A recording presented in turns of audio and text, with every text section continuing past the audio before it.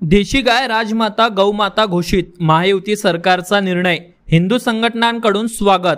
देशी गाय आता राज्यमाता गौमाता, पशुपालकांना प्रति गाय 50 रुपये अनुदान, प्रत्येक जिल्ह्यात गौशाळा पडताळणी समिती। महाराष्ट्रात आता देशी गायींची ओळख राज्यमाता गौमाता अशी असेल। भारतीय संस्कृती जपणाऱ्या देवाभाऊंच्या महायुती सरकारने हा निर्णय घेतलाय। या संबंधीचा शासकीय आदेश नुकताच जारी करण्यात आलाय। महाराष्ट्रात देशी गायींच्या संख्येत वाढ करून त्यांचं संवर्धन करण्याच्या दृष्टीने देशी गायींच्या पालन पोषणासाठी पशुपालकांना प्रेरित करण्यासाठी हा महत्त्वाचा निर्णय घेण्यात आलाय।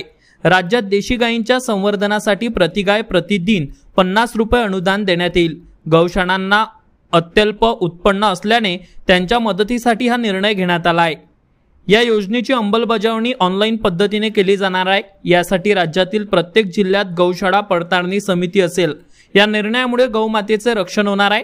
गायीला गौमातेचा दर्जा देण्याची प्रलंबित मागणी महायुती सरकारने पूर्ण केल्याने हिंदुत्ववादी संघटनांनी महायुती सरकारचे आभार मानले आहे।